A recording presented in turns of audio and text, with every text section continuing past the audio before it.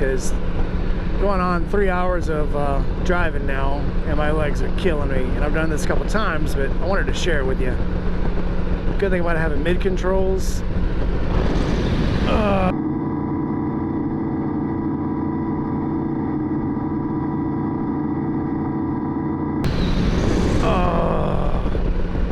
Oh, that felt glorious. Ah, there you go. I shared that with you. You're welcome.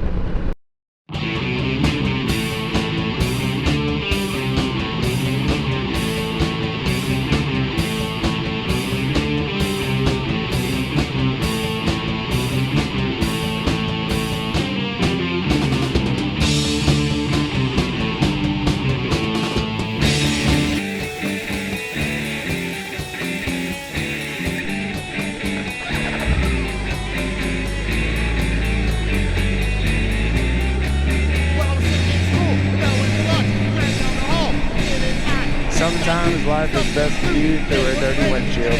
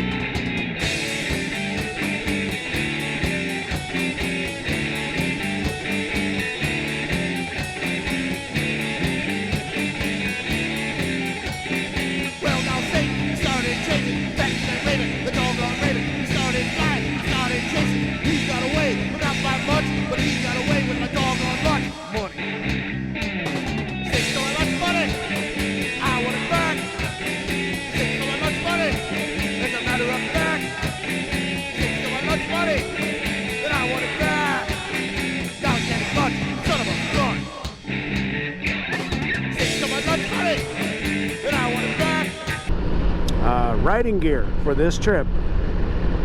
I normally, going to work, when it's hot, I will wear either a flannel shirt or a just a cover shirt with my boots, pants, always gloves. You know, hazard control and occupational risk management basically just says there's inherent risks in everything. I'm on a motorcycle, I'm gonna incur some risks. So I want to control those risks as best I could. That's risk management. But total risk management would be I'm not gonna ride the motorcycle at all. On the other end of that, I'm gonna totally squid it and ride in a t-shirt and some shorts and some flip-flops. Okay, absolutely not gonna ride in flip-flops, but I'm gonna take as much protection, I'm going to apply as much protection as I can without absolutely just not riding at all. But I also have to be comfortable. Riding to work 30-40 miles an hour the whole way, a big heavy jacket is really not gonna be the thing. Highway riding, I'm doing 75 now, so you know, full protection jacket, okay, you know, that's more manageable because I'm gonna have wind on me. I'm gonna have my little vents open up here, my little AC. So this is more acceptable to have on a heavier jacket with armor in it if I'm going fast enough to keep myself cool. Do you still want to wear a jacket when it's really hot and you could possibly overheat? That's entirely up to you. Do you have another way to keep yourself cool, you know, or manage your risk that way? But for me, Acceptable risk is I've got my, you know, heavy jeans on, not armored jeans, because I don't have any armored jeans light enough that aren't going to send me into heat stroke when it's, you know, right now it's 10 in the morning, it's just 85 degrees. It's going to warm up probably again today on the way to 102, just like it did yesterday. Do I want to wear heavy gear like that? That's a decision I got to make. What I did go with, went with my Indy Ridge boots again, with the armored ankles, with the heavy stitching, full leather. Went with my Indy Ridge gloves again. If you've ever punched a bumblebee or a hornet or even a rock, you know, going 70 miles an hour, you're gonna know it. And then I've got my Rev-It jacket on, my Rev-It summer jacket. Rev-It is an awesome company. This, and don't even they're very expensive. Okay, I'm not even gonna try to sugarcoat it. Rev-It jackets are very expensive. And then there's other jackets, you know. First Gear has good jackets. Cycle Gear has their own brand of jackets that are built. Those are very good. The actual name is Built. Thought I was gonna say Built Well, didn't you? Nah, the name is Built, and they're very good jackets. I've had 3 of their jackets, and they were fantastic. I've got a pair of their winter pants that are armored, also very awesome. Here's my point. Whatever gear you're wearing, manage your risk, but manage it where you can actually manage your risk. Don't go out and buy, you know, a 5-layer jacket with armored elbows and shoulders and knee pads and chest plates and a back protector, you know, that's 5 layers thick, that is going to put you in heat stroke if you get on your bike. That's not what we're here to do. You want to protect your elbows? Yes. You want to protect your shoulders? You want to protect your chest? Absolutely. Your back? Absolutely. But you want to do it in a way that you can still manage any other risk you might, you know, come across. For 30-mile-an-hour driving, is there enough risk for me driving to work to wear full armored protection from head to toe? That's the decision I make, you know, which is not the same decision I'm going to make when I'm on the highway doing 75. I'm going to control those risks differently because the risks are different. Could you get hit by a car going 30 miles an hour? Absolutely, that'll happen. But the most risk involved when you're doing 30 miles an hour, somebody's going to bump you, they're going to knock you off the bike, somebody could fly into you, but most likely you're going to have don't take this the wrong way, a low speed fall. And you want to dress for that low speed fall. If you decide you're going to take the highway to work instead, am I going to jack it up? Absolutely. But I take back streets, back roads, country roads to get to work. So those risks are a lot smaller. I mean, if you wanted to go full protection, you know, I ride through a neighborhood with dogs. Should I wear, you know, leg gaiters to protect from dog attacks? That's a real thing. You know, my risk on that is to hopefully be able to drive faster than any dog, and if I get to a stop sign, I'm probably going to blow that stop sign to get away from a dog. You know, control the risks however you see fit, but don't try to fool yourself.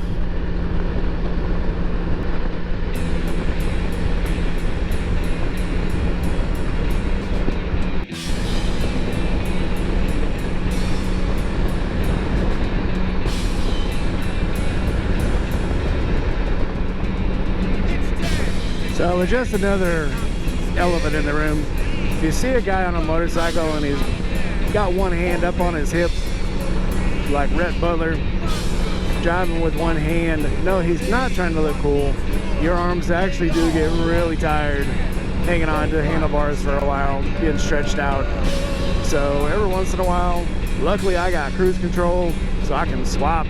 I can go to the other arm. Yep, let that arm rest too. Because it does get kind of tiring. Stretches that tricep out, your shoulders get a little sore. So yeah, no, we're not trying to look cool, although we look very cool. We look very cool. That's not the purpose. It's an accidental, you know, plus a little sugar on the side benefit of just trying to rest your arms, that you just look so cool doing it.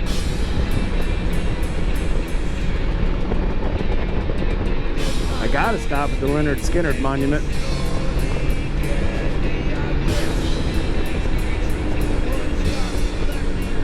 8 miles off the road? Okay, maybe I won't. Never mind. Sorry, Leonard Skinner. I do have places to go. Travel center and hotel. Can't beat that. And the gas is free. Not there. They don't even let you sleep there. What's up with that?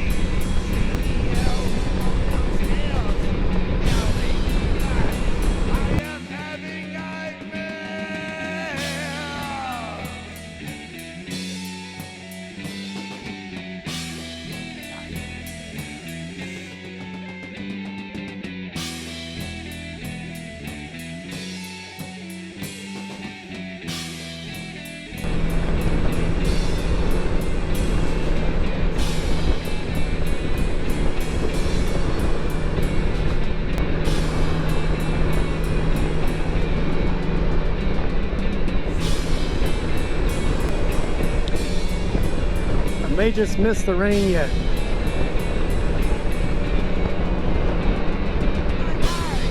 Welcome to Jackson, Mississippi.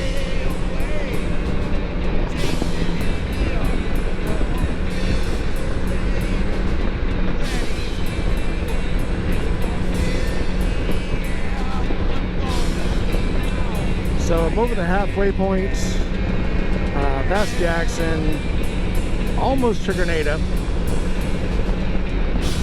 And all of a sudden, I am hungry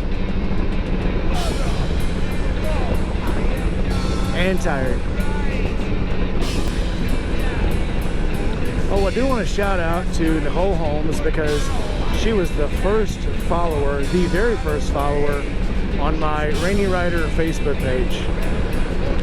So a big shout out to her. She lives down around New Orleans. I did not get to see her on this trip because she had family duties to attend to. So, too bad, Nicole. I'll catch you next time.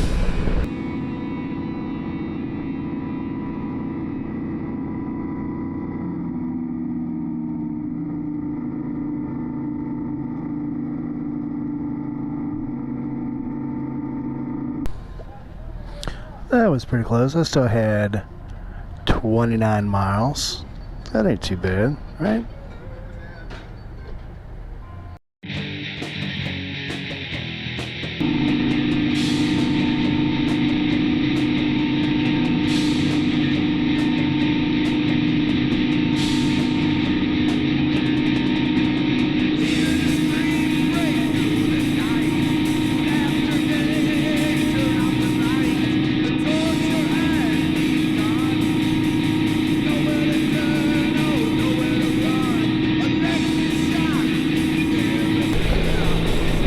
But I got the Gore-Tex on now,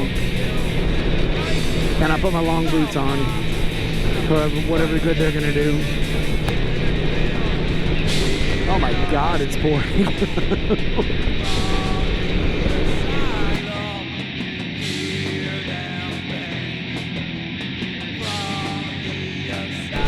There's no way to keep rain off your windshield when you're in the rain on a motorcycle. It is impossible. We'll shut the camera off because it's going to be very wet, so I'll talk to you guys when it dries up a little bit. So, side note, I think I've mentioned this before. Military rain gear is probably the best rain gear because they expect you to own it for the rest of your life when they give it to you. And it's built for storms at sea, it's built for desert storms, it's built for sandstorms, it's built for ice, wind, rain, cold, sleet, falling overboard, fighting fish, fighting kangaroos. It's really good gear. So, if you can find your way to an Army Navy surplus store and you can find some military Gore-Tex, the real stuff, not the knockoffs, you can find the real stuff, that stuff will last forever. And also, buy a Woody. You'll thank me later. Well, I'm almost back in South Haven now, so I'm going to start wrapping this video up. One, just to make sure that I can remember to say like, subscribe, and hit that bell for notifications. Also, if you like the video and you know someone who else you might think might like it, share it with them. Even if you don't, bug the shit out of people. Share it everywhere. Share it on every page you've got. Share it on the home and garden page. Share it on the how to make jello page.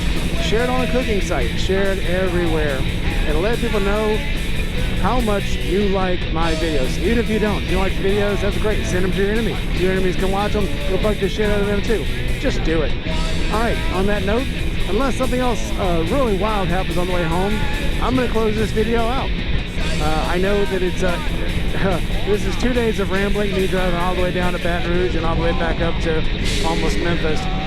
So I don't know, that's when I do my best thinking, is when I'm out. When I'm out running the roads, caught in the rain, stopping for chicken fingers on the side of the road because it's the only place you eat in 100 miles. That's what I do. So, well, I'm going to close this out. I hope you guys stay safe. If you get a chance, get out and ride. Don't be afraid to. And, man, I hate to plagiarize, but get out there and ride. What's the worst that can happen is you can have a good time. All right, see ya.